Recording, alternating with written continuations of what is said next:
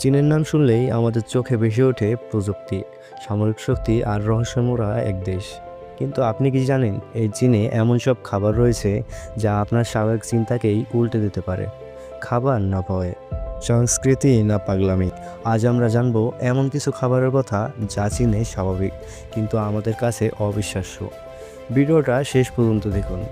আপনি অবাক হবেন, শিউরে উঠবেন আর হয়তো ভাববেন চীন কি সত্যিই অন্য জগৎ। চীনের দক্ষিণাঞ্চলের ইউলিন শহরে প্রতি বছর আয়োজন হয় এক আজব উৎসব, ডগ মিট ফেস্টিভ্যাল। এখানে হাজার হাজার কুকুরকে জবাই করে খাবার হিসাবে বিক্রি করা হয়। এই উৎসব নিয়ে আন্তর্জাতিক মহলে ব্যাপক বিতর্ক ও প্রতিবাদ হয়েছে। চীনারা বলেন কুকুর এক ধরনের প্রোটিন, এটা তাদের সংস্কৃতির অংশ।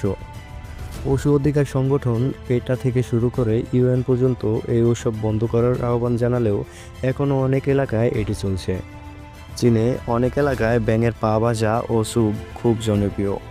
সাপের স্যুপ, কাঁচা সাপের রক্ত খাওয়া হয় শক্তি বাড়াতে। কচ্ছপের মাংস আর তার রক্তকে চীনে ওষুধ হিসেবে ব্যবহার করা হয়। অনেক রেস্টুরেন্টে আপনি নিজে পছন্দ করে জ্যান্ত কচ্ছপ ও ব্যাঙ বেছে নিতে পারেন। 2019 সালে ভাইরাল হওয়া এক ভিডিওতে দেখা যায় বাদুড়ের স্যুপ খাচ্ছেন এক চীনের মহিলা। অনেকে বিশ্বাস করে কোভিড-19 উৎপত্তি এই ধরনের খাবার থেকেই, যদিও WHO এ তথ্য নিশ্চিত করেনি। তবুও চীনের উইল্ড অ্যানিমাল মার্কেটগুলো নিয়ে বিশ্বজুড়ে সংখ্যা তৈরি হয়েছে। চীনের অনেক অঞ্চলে ভাজা তেলাপোকা, বিটল, কেঁচো খাওয়া হয়।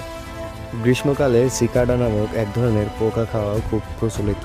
চীনারা বলে এসব খাবার প্রোটিনে ভরপুর এবং দামও কম। সেঞ্চুরি এগ বা হাজার বছরের ডিম নামে পরিচিত একটি খাবার, যা দেখতে সবুজ, কালো আর গন্ধ ভয়ানক।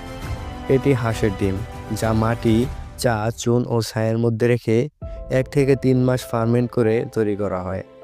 চীনারা বিশ্বাস করে এটি স্বাস্থ্যের জন্য উপকারী, তবে নতুনদের জন্য ভয়ঙ্কর। চীনের উত্তরাঞ্চলে ঘোড়া ও গাধার মাংস খাওয়া হয় বহু বছর ধরে। একটি বিখ্যাত চীনা প্রবাদ আছে, হ্যাভেনলি মিট ইজ ড্রাঙ্কি মিট। বিদেশি পর্যটকেরা সাধারণত এই খাবার এড়িয়ে চলে। স্ন্যাক উইন এক ধরনের অ্যালকোহলিক পানীয়, যার ভেতর সম্পূর্ণ স্বাদ থাকে। চীনাদের বিশ্বাস এটি পুরুষদের শক্তি বাড়ায়। শুঁয়োপোকা বা লার্ভা দিয়ে এক ধরনের পানীয় বিক্রি করা হয় বিশেষ বাজারে। চীনারা বিশ্বাস করে যা নড়ে তা খাওয়া যায়। খাবার শুধু পেট ভরানোর জন্য নয়, ওষুধ হিসেবেও ব্যবহার করা হয়। কনফিউশন নীতি অনুসারে দেহ ও শক্তি রক্ষা করাই গুরুত্বপূর্ণ। চীনের আধুনিক তরুণ সমাজ এখন এসব খাবার থেকে মুখ ফিরিয়ে নিচ্ছে। শহরাঞ্চলে পশ্চিমা খাবার বেশি জনপ্রিয় হয়ে উঠেছে। অনেক প্রদেশে বন্যপ্রাণী খাবার নিষিদ্ধ হয়েছে। ভিডিও দেখে আপনি হয়তো শিহরে উঠেছেন, ভাবছেন একই পাগলামি, কিন্তু এটা বাস্তব। সংস্কৃতি ভিন্ন, দৃষ্টিভঙ্গিও ভিন্ন। তবে প্রশ্ন একটাই, ভবিষ্যতে কি এসব খাবার মানবজাতির জন্য হুমকি হবে? আপনার মতামত কমেন্টে জানাতে ভুলবেন না। ভিডিও ভালো লাগলে লাইক দিন, শেয়ার করুন এবং সাবস্ক্রাইব করুন অস্তিত্ব টিভি। আপনাদের সঙ্গে থাকুক অস্তিত্বের সন্ধানে।